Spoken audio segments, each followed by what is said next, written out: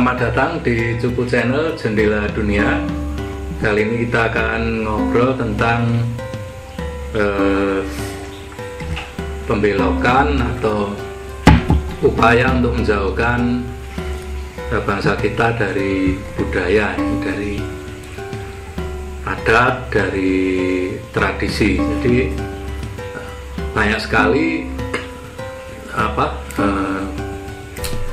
peristiwa-peristiwa yang atau ajakan atau anjuran supaya meninggalkan dan kita dijauhkan dari budaya, dari mulai tentang sajen, tentang bahkan wayang yang udah jadi warisan budaya dunia pun kita mulai dijauhkan, bahwa itu dianggap sesat dan tidak sesuai dengan ajaran tertentu. Kemudian selain itu juga yang sudah mulai, yang sudah banyak dilakukan kan, dari yang adat atau budaya yang sehari-hari, seperti misalnya untuk upacara kelahiran, pernikahan dan sebagainya, itu kan mulai ditinggalkan, diganti dengan bentuk yang lain. Jadi seperti kalau dulu itu ada berkat, itu kan ada macam-macam makanan, kemudian itu mengandung makna sebagai simbol untuk doa dan sebagainya. Itu mulai udah diganti. Sekarang banyak yang pakai cukup sembako karena kan alasannya praktis dan ya sudah enggak. Jadi benturan ini ada dua sih sebetulnya, selain dari kepercayaan, juga dari seolah-olah gaya hidup modern, bahwa tradisi atau adat itu seolah-olah itu sudah kuno dan sudah tidak sesuai zamannya. Nah, monggo kita bahas, karena ini yang menjauhkan budaya itu bukan hanya kepercayaan atau agama, tetapi juga tentang seolah-olah lebih intelek, lebih modern, sehingga itu dianggap sudah tidak relevan dengan zaman. Jadi apakah demikian? Monggo kalau ada yang bisa nambahi, monggo.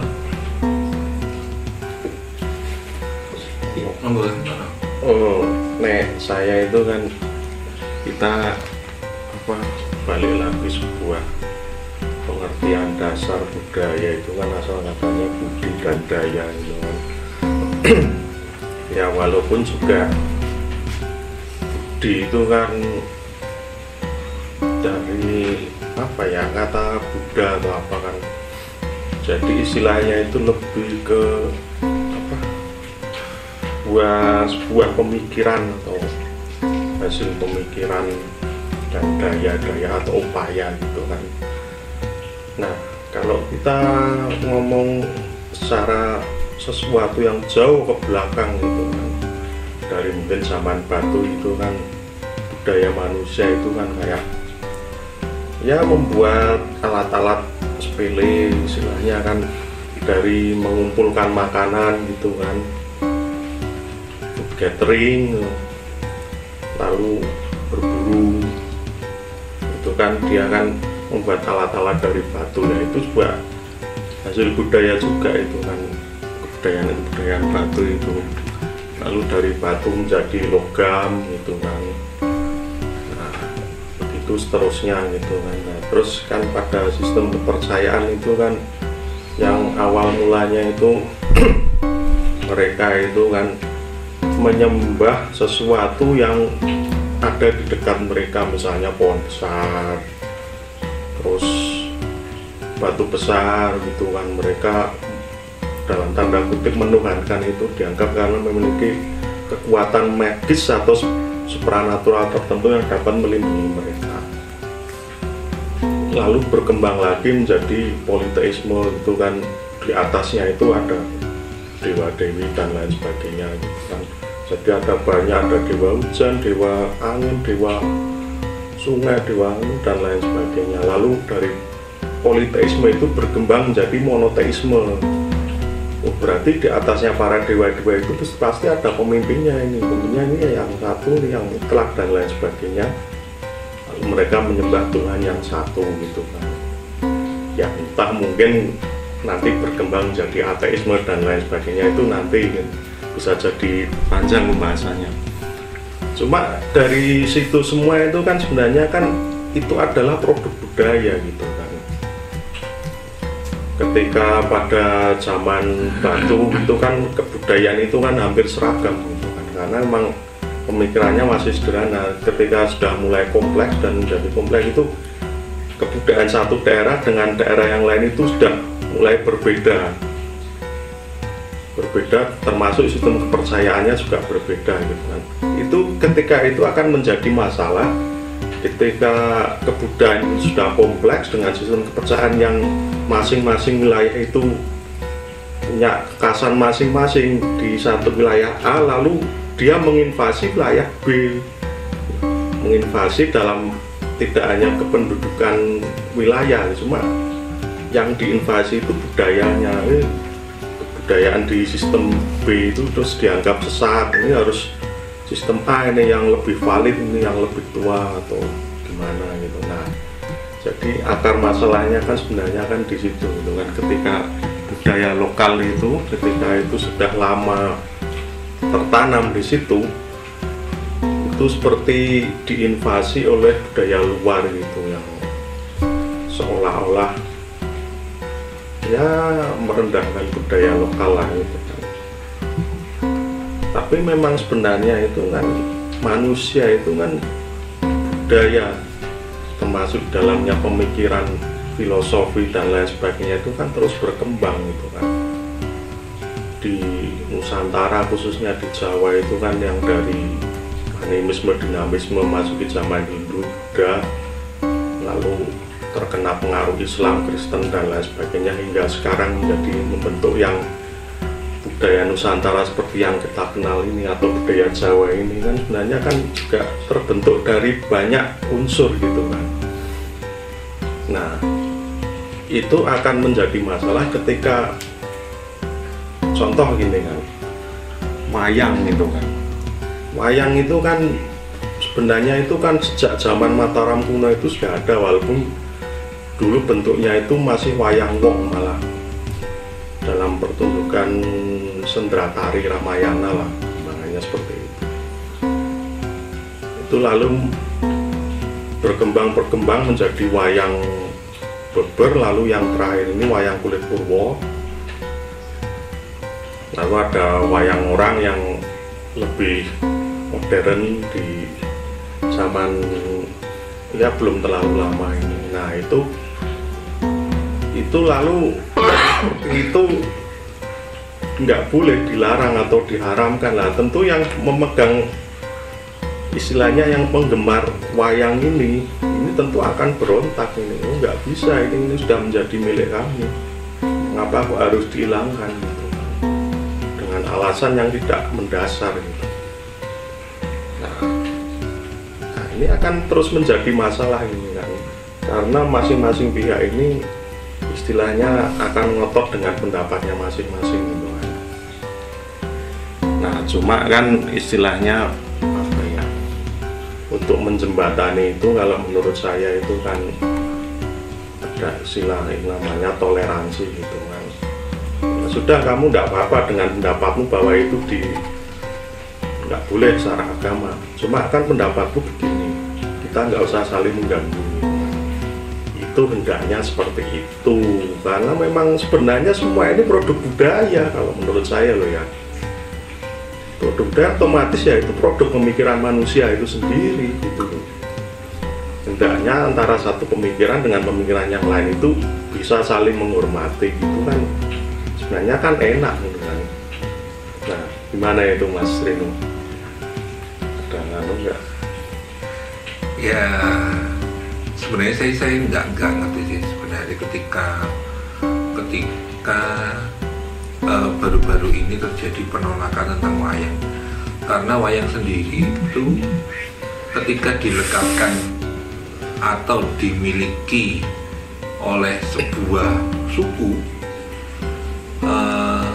itu kadang yang terlalu dianggap sama yang lain itu adalah sukuismenya, tapi kadang banyak orang yang tidak melihat tentang ajarannya.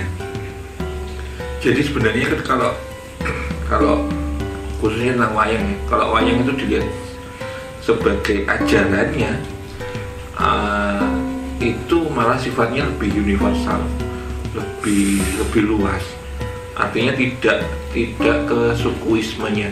Sukuismenya itu kan hanya karena dibawakan dengan bahasa Jawa, terus kemudian penggunaan elemen-elemen musik Jawa, terus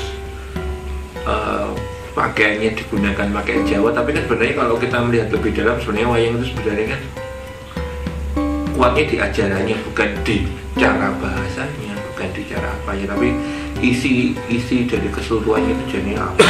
Itu sih sebenarnya saya nggak paham kenapa kok orang nolak wayang, padahal di luar negeri itu sampai dianggap sebuah pagelaran kolosal di luar negeri.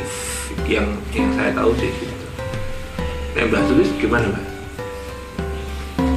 Ya, ini memang berbicara masalah budaya memang agak gimana gitu ya. Dari berawal dari pembicaraan yang tadi diuraikan bahwa tiap zaman itu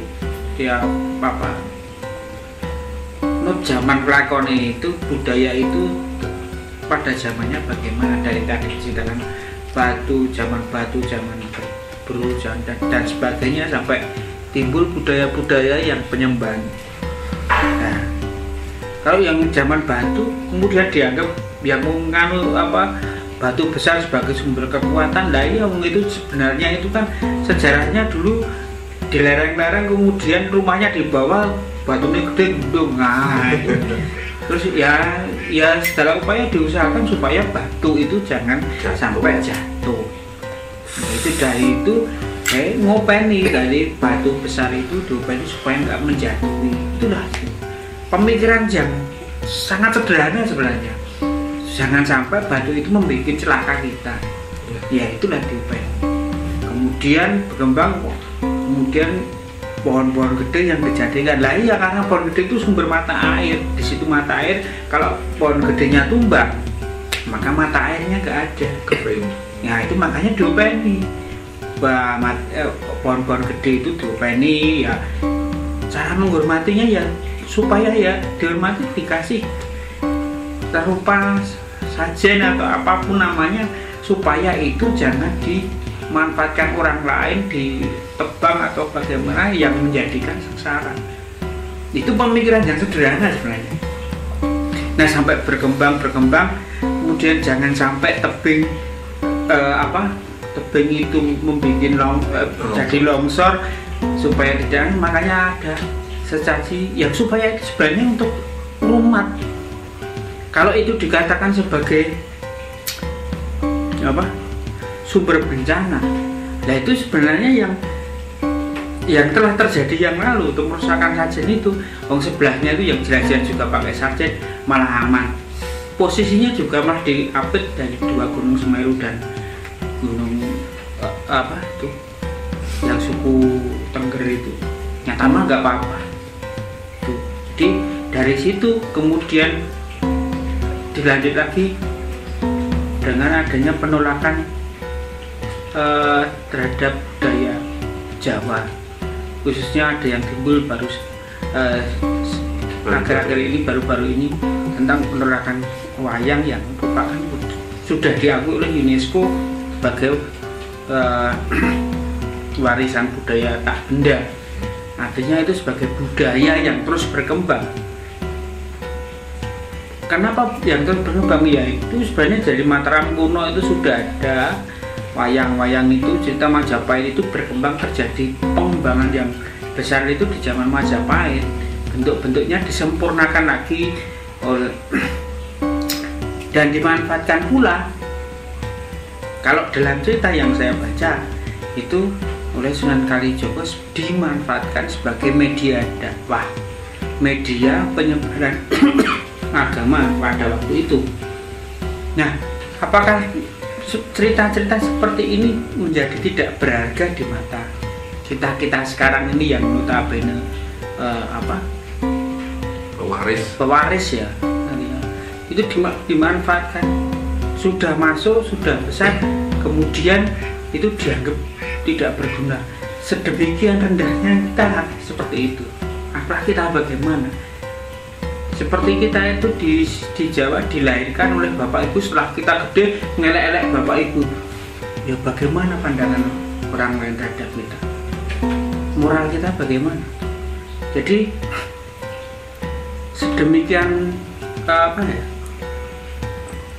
sedemikian pandangannya terhadap budaya wayang ini sehingga dikatakan musyrik, diganti dengan yang lain, padahal itu sebenarnya merupakan hasil budaya yang sangat tinggi. Artinya pengolahan yang dibawa dari masa lalu itu, ada budaya di wayang itu, ada seni lukisnya, ada seni pahatnya, seni metalurginya, artinya yang dipakai itu jenisnya logam-logam. Kemudian ada pemanfaatan kulit sebagai media musiknya, itu pemanfaatan yang macam-macam. Sedemikian kayanya itu, bermacam-macam itu. Kalau dibandingkan dengan yang lain itu jauh. Ada yang sebagian budaya yang hanya pengenalannya terhadap kulit saja, seperti di mana itu ada yang cuman kulit yang dibropok, tidak bareng-bareng, ada yang cuman besi tok kan. Tapi di sini sudah kompleks. Nah, yang perlu dijaga itu sampai sedemikian tingginya itu kok malah mau dihilangkan. Jadi bukan wayangnya yang tapi banyak sekali komponen pendukung wayang itu yang akan menghilang kalau sampai itu dimusnahkan atau sudah nggak ada. Dan berapa orang yang hidup dari itu. Tetapi dari sekian itu ya, yang kalau di banyak permasalahan seperti itu, kalau diurai satu persatu banyak. Tapi saya yakin karena sifat orang Jawa itu terus berkembang, artinya pemikirannya terus berkembang, terus terbuka, dan ini semakin terbuka, sadar akan warisan budaya. Inilah saatnya orang-orang Jawa yang sadar terbuka hatinya untuk melihat, wah ini budaya yang tinggi sebenarnya. Kalau ini sampai hilang berarti akar budaya kita tercabut. Dan ini saatnya kita lebih mencintai budaya kita daripada kita mencintai budaya orang lain. Nah, mending budaya kita yang sudah demikian tinggi pengenalan terhadap musik, seni tata, seni sungging, dan macam-macam itu dalam satu tontonan wayang itu. Iya, seni panggung, seni suara, seni. Iya, itu banyak. Ya, kenapa itu sampai hilang? Kan saya sayang sekali. Banyak bangsa di dunia ini ya yang datang di Jawa untuk khusus mempelajari seni musik Jawa, khusus mempelajari seni wayang. Yang kita sendiri di sini yang mempunyai itu. Akankah kita nanti akan belajar yang pelaku budaya ini apakah keluar negeri? Ya terbalik lah, yang kita sendiri yang kita punya ya harus kita kelola. Entahlah kita terserah pandangan orang lain yang tidak cocok terhadap diri kita, tetapi inilah keyakinan bangsa yang kita harus pertahankan. Gitu kalau menurut saya. Ya, kita kan mulai mengerucut ke wayang ya, tapi tentang budaya saya di episode yang lalu kan ketika kita soal ke Pak Profesor Timbul kan, bahwa budaya itu adalah sebuah sistem yang diciptakan untuk menata kehidupan. Jadi ketika kita meninggalkan budaya ya kita udah meninggalkan sistemnya ya, itu kan jadi apa? Jadi kacau kan, jadi tidak punya arah kalau kita meninggalkan itu. Kemudian tentang sesajen, tentang apa pohon batu yang disembah, walaupun saya sebetulnya sih masih kurang setuju kalau itu sebetulnya disembah, karena yang pasang sajen itu ya kalau ditanya apa Tuhanmu siapa, itu ya Gusti, jadi bukan pohonnya itu, bukan pohonnya ya itu. Nah tapi kita lihat dari ini ya, dari sisi yang lain, ketika apa batu disajeni, pohon disajeni, ketika apa orang itu sangat menghormati pohon, itu jadinya apa? Alam lestari. Nah ketika itu ditinggalkan, nah itu kan meninggalkan sistem. Ya sudah kan nggak ada sakral-sakralnya pohon itu, ya wes dibabati, akhirnya penggundulan dan sebagainya yang itu akan apa mengakibatkan juga bencana alam sebetulnya kan. Nah kita juga harus memahami bahwa pengajaran nenek moyang kita, leluhur kita itu enggak seperti pola pengajaran di barat yang dijelaskan kamu itu enggak boleh nebang pohon karena gini dijelaskan dengan ilmiah bahwa itu bikin banjir, nanti tanah longsor dan sebagainya. Enggak. Kalau dulu kan kita hanya pakai simbol, pakai sanepo, pakai apa cerita, jadi ya ngajarnya itu nggak boleh nebang pohon, pohon itu angker dan sebagainya. Kenapa? Supaya tidak ditebang. Sama seperti dalam tata krama pun kan begitu. Bocah perawannya jangan duduk di depan pintu karena nanti akan susah jodoh. Kalau nyapu harus bersih supaya apa nanti suaminya nggak brewok. Itu kan pola pengajarannya seperti itu. Nggak oleh nyapu itu harus bersih biar gini. Enggak, itu hanya kita pengajarannya. Nah itu yang harus dipahami yang pertama itu. Kemudian wayang itu, kalau kita merujuk ke wayang itu kan sebuah seni, dan ya seni yang sangat komplit ya. Itu ada seni pertunjukan dan sebagainya seperti tadi yang dijelaskan Mbak Sulis. Nah selain itu wayang itu juga menjadi sudah sangat menjadi penting dalam kehidupan di Jawa. Itu bukan hanya hiburan, bukan hanya tontonan dan tuntunan, tetapi itu juga sudah bagian dari sebuah adat ya. Contohnya kalau bersih desa itu tetap harus ada wayang, ruatan itu wayang. Jadi banyak, dan itu kalau itu dihilangkan ya memang benar kita akan dijauhkan dari sistem apa berkehidupan kita. Ketika itu jauh ya kita akan gampang dikuasai.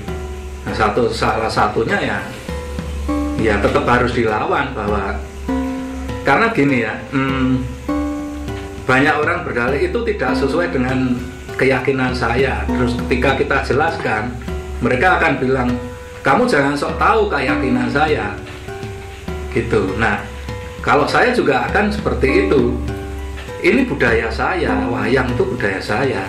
Nah kalau ngomongin beliau ya monggo, tapi jangan mengganggu itu keyakinan saya. Kamu juga nggak tahu tentang budaya saya, seperti itu. Satu-satunya jalan ya lawan gitu, monggo. Soalnya sebenarnya gini deh, yang saya tahu ya, jadi teknologi yang dikembangkan di masa lalu, contoh kita ngomong Dieng dulu itu, cuman memang Indonesia itu ada fase ke terputusnya sebuah sejarah. Saya ambil contoh Dieng, Candi di Dieng itu. Dieng itu kan karena model legoan, jadi dia itu kalau banjir, kalau hujan banjir, di candi-candinya itu banjir. Nah, akhirnya waktu itu saya agak lupa ya, rajanya namanya siapa.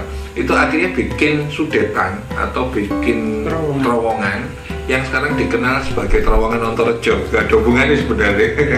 Gangsiran Aswatama. Ya, Gangsiran Aswatama. Nah, ada yang bilang ngomong luwung Ontorejo juga apa?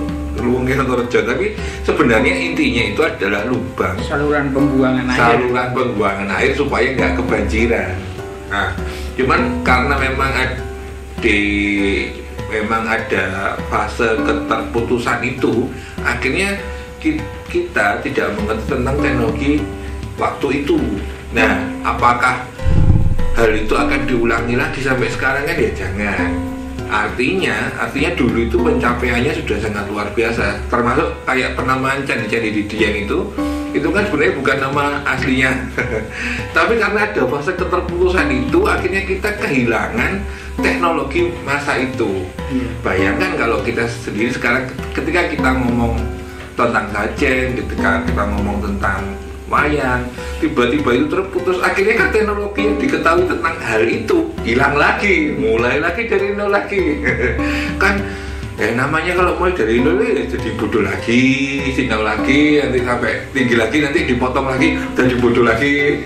Nah terus sampai kapan gitu. Itu sih itu yang jadi permasalahan saya. Kenapa? Karena memang seperti yang diuraikan Kang Tono, Mas Agung, Mbak Sulis, bahwa sebenarnya di dalam cara sesuatu yang disajeni itu pasti ada sesuatu hal yang penting di baliknya, itu satu. Kedua, wayang sendiri, ketika kita ngomong pagelaran wayang itu adalah sebuah seni yang sangat kompleks sekali, baik itu cara penyajiannya ataupun makna dari pagelaran itu sendiri. Istilahnya itu termasuk hiburan ya iya, ritual ya iya, pesan ya iya, terus pengajaran tentang moral iya, spiritual juga iya. Maksudnya itu memang kompleks, dan itu memang salah satu metode yang digunakan para pendahulu kita, orang-orang Jawa, untuk mengajarkan sesuatu ke orang banyak. Jadi istilah ini nggak letterlek, dikasih cerita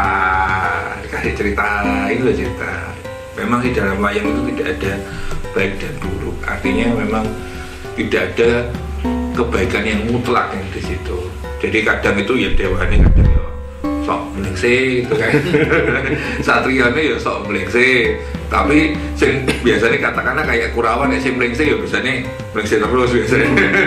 Tapi yang baik pun bisa melengse. Maksudnya ajaran-ajaran itu kan sebenarnya sangat bermanfaat, apalagi di zaman sekarang. Di zaman sekarang itu kan ya, orang itu kelihatan baik ya jangan dianggap orang itu baik terus ya enggak. Maksudnya ya tetap kita memandang sebagai manusia lah.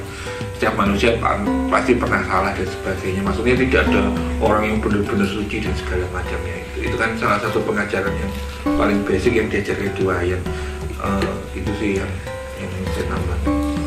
Tadi kan ngobrol Dieng itu kan, jadi saya mau nambah itu kan sebenarnya kan apa ya memang penamaan candi-candinya itu memang cenderung baru, karena memang daya ingat masyarakat pada waktu itu ya seputar wayang ya dinamai ya Candi Puntadewa lah, Candi Parikesit, Candi Srikandi, Candi Arjuna dan lain sebagainya. Itu pokoknya nama tokoh-tokoh wayang itu. Nah itu kan, itu sebenarnya kan kalau dari kajian tanahnya, lingkungannya itu sebenarnya itu, nah ini uniknya orang Jawa ini, itu nggak memenuhi standar di Silpa Sastra. Itu istilahnya buku panduan besar pembangunan candi itu kan namanya Manara Silpa Sastra kalau nggak salah, bukunya yang dari India itu nggak memenuhi unsur tanahnya gimana. Tapi di Dieng itu ada sekitar 396, hampir 400 candi itu pada waktu itu ditemukan itu. Nah, ditemukan kan. Terus pada era selanjutnya orang Belanda sesudahnya yang menemukan itu, dia Kinsbergen, kalau nggak salah namanya itu, dia itu kan sekitar awal abad 20 kan, 1900-an atau akhir abad 1800 akhir itu, dia itu menguras itu kan, dikuras dia itu yang tergenang itu kan. Nah ini pinternya dalam tanda kutip orang-orang kita, begitu dikuras semuanya dijarah, habis. Itu salah satu tragedi budaya terbesar di sejarah Indonesia. Ya itu memang ya seperti itu kan. Tapi iya memang, maksudnya memang ya gimana ya, maksudnya itu ada sebuah teori yang menjelaskan tentang supply and demand. Jadi ketika orang luar negeri minat, yang di dalam negeri ini butuh duit, wah ya didoli apa? Sebenarnya kalau pada saat itu kemungkinan juga belum ada penjualan, ya cuma dimanfaatkan sebagai pondasi. Ya, juga. Tapi ada yang berharga itu arsa-arsanya itu juga dijual. Ada satu hal yang menarik itu gini loh. Ketika kita tidak mengenal tentang budaya masa lalu kita sendiri, akhirnya kita kan menganggap nggak penting. Nah, ketika kita nganggap nggak penting, akhirnya nyopotin candi jual itu ya kan kita merasa nggak penting, ya itu yang beli aja. Nah, itu yang kadang-kadang ya kadang akankah gitu, pertanyaan besarnya itu menjadi akankah sejarah itu terulang lagi sampai sekarang dengan budaya yang sedemikian itu? Akankah perusakan budaya terhadap budaya, terutama budaya yang kita miliki adalah wayang dan budaya keseharian itu yang masih terpelihara di tempat-tempat tertentu, akankah kita rusak sendiri dengan seperti itu? Sedemikian pendidikan kita yang kita tempuh selama itu apakah hilang dalam sekejap saja? Iya, karena itu nggak akan terjadi penjarahan, pengambilan benda-benda itu kalau kita masih menerapkan ajaran nenek moyang kita. Aneh kilo arca ini sakral, kamu ngambil nanti bisa sakit, bisa kena walat ini. Itu ketika itu tidak dipercaya, sudah tidak ada lagi, ya sudah orang dengan gampangnya ngambil, dianggap tidak penting. Cuma saya ada pernah dengar itu yang istilahnya tukang gangsir candi dalam tanda kutip itu, ya di suatu daerah lah di Jawa Tengah itu pernah kita itu wawancara gitu. Dia itu ngambilnya itu juga pakai tata cara Jawa, pakai lelaku dan lain sebagainya, dapat dawuh untuk suruh ngambil ini itu. Tapi intinya kan bagi kita yang kalangan istilahnya yang sebagai yang pemerhati budaya itu salah itu. Iya. Tapi bagi dia itu benar, saya dapat dawuh kok. Ya. Tapi kan setidaknya ini tidak bisa masyarakat umum itu dengan gampang, ya sama sih sebetulnya, walaupun pohon itu disajeni dianu, kalau dia dapat dawo ya tetap aja ditebang gitu. Kan. Tapi kan nggak setiap orang dapat dawo. Ya entah dia ceritanya benar atau enggak. Nah, terus kemudian bedanya ini akan melindungi pohon ini dari sekian banyak orang. Nah kalau ada yang anomali itu merasa dapat dawo atau beralasan dapat dawo, itu udah lain. Tapi ketika kita, karena pengajaran kita itu kan beda ya, beda sekali. Intinya sebenarnya itu, ketika kita sendiri menganggap hal itu tidak penting, maka hal-hal itu pasti terjadi. Contoh, katakanlah kita merasa nggak penting minum kopi. Nah, kopi di rumah kita ya dijuali semua karena merasa nggak penting, walaupun kita punya banyak. Tapi kalau gitu kan habis akhirnya. Ketika kita sadar arti pentingnya kopi, ada kok wis entek. Itu sih. Soalnya banyak kasus itu yang ditakutkan orang-orang ya kayak yang disebutkan Mbak Sulis tadi di awal. Jadi seniman-seniman di luar negeri sana itu kalau belajar seni kerawitan, seni wayang itu jangan benar-benar mereka benar-benar menghormati sekali, bahkan sampai ada universitasnya segala. Dan di sini itu disepelekan, ya mungkin kasusnya hampir sama kayak ini. walaupun sekarang udah beda ya sama zaman dulu. Silat itu di luar negeri jadi idola ya. Nah, di Indonesia milih taekwondo, milih kungfu. Ya, itu kadang-kadang ya itu karena ada banyak, kadang itu kesadarannya itu kurang, fungsi akeh. Tapi yang perlu sebenarnya yang penting adalah itu penyadaran terhadap semuanya, bahwa semua hal itu ada tempatnya masing-masing. Jadi budaya itu biarkan pada tempatnya itu budaya dan dilestarikan. Dan ajaran lain itu ya silahkan melakukan hal yang dianggap baik, tapi janganlah saling menjelekkan. Artinya begini, kalau kita itu tidak tahu akan manisnya gula, ya jangan bilang gula itu sumber penyakit. Kalau walaupun sebenarnya kalau menurut penelitian sekarang gula itu jadi penyakit. Kalau kebanyakan. Seperti juga gini, ada yang setiap hari makannya itu beras, seperti kita nasi gitu. Kemudian ada masyarakat lain itu makanan pokoknya itu ketela. Bila yang masyarakat yang makan ketela itu bahaya kalau belum makan ketela.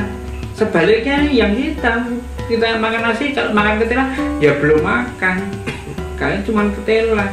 Tapi kan apakah itu ketela itu merugikan nasi? Ya enggak kan. Ya biarlah itulah.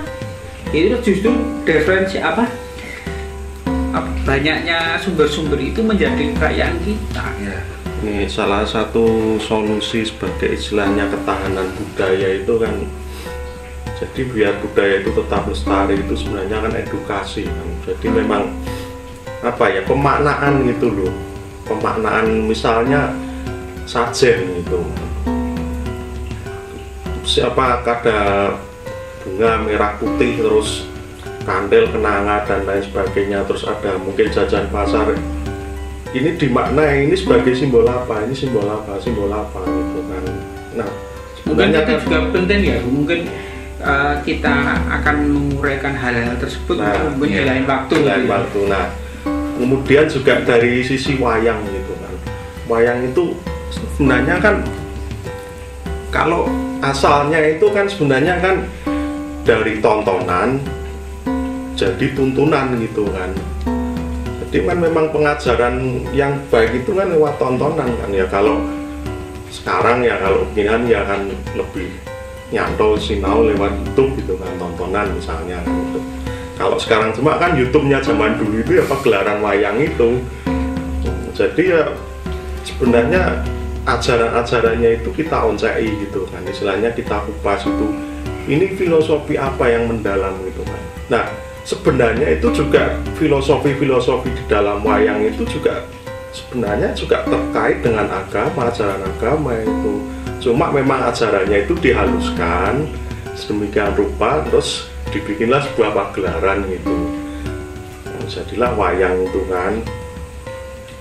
Ya sebenarnya kalau kita mau memaknai itu banyak sekali itu filosofinya gitu kan, yang bahkan nuwun sewu yang para istilahnya pengajar atau ustadz sekarang itu mereka nggak paham itu filosofinya, tapi dengan mudah ini musyrik, ini bid'ah dan lain sebagainya gitu kan, karena cuma melihat luarnya saja gitu. Jadi edukasi itu sangat penting.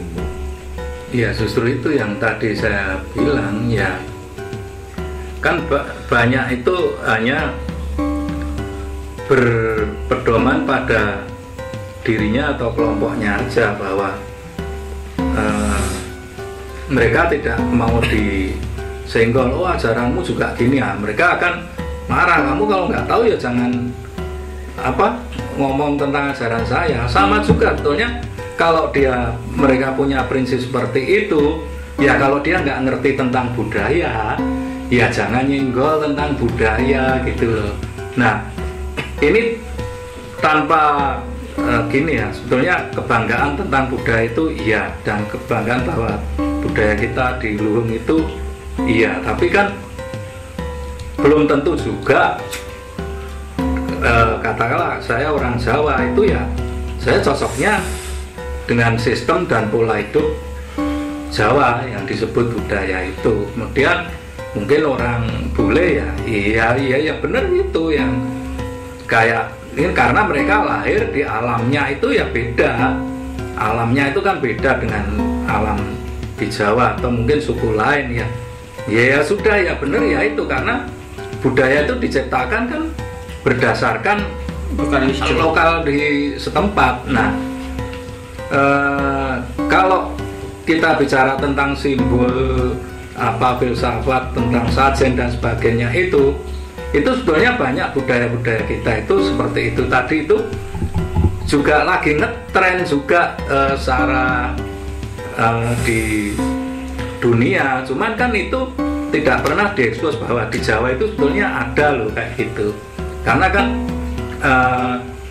simbolisme ya, kita misalnya pasang sajen atau kita dapat berkat, itu kan ada makanannya macam-macam, itu kan simbol bahwa itu sebetulnya kan itu doa. Kalau dulu saya pernah di episode yang lalu kan pernah saya ulas juga bahwa kalau di luar negeri, di barat itu kan simbol itu hanya dua dimensi ya, dua dimensi itu hanya visual, gambar, mereka sebut itu dream book dan sebagainya kan.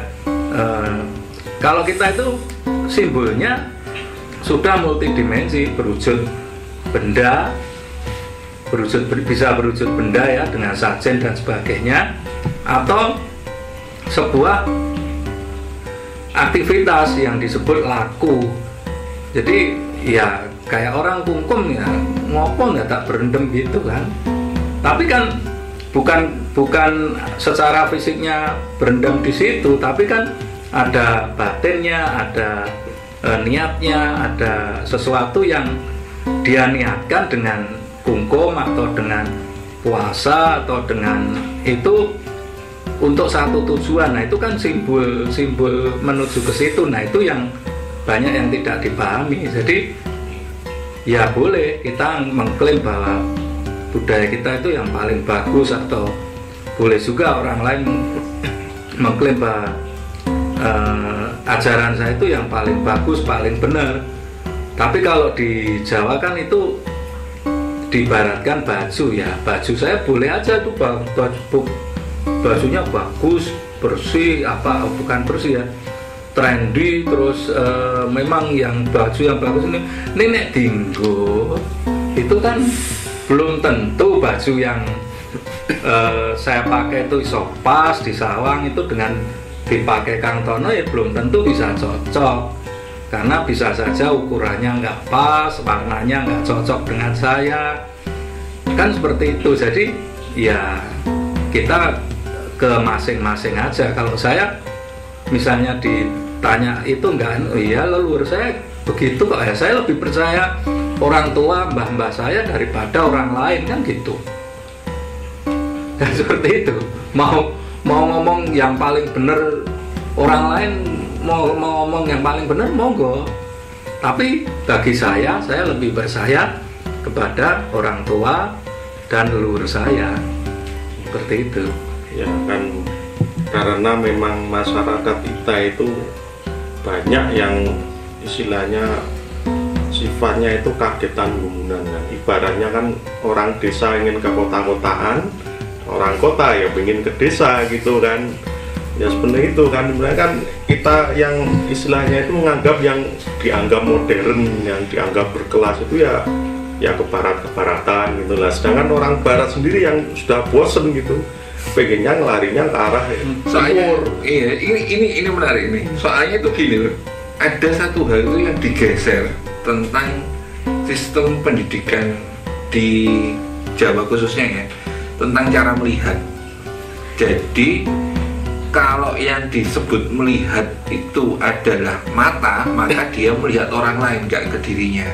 Tapi padahal sebenarnya kalau orang Jawa itu kan pengajarannya bukan melihat, tapi ngerasake, rasane piye.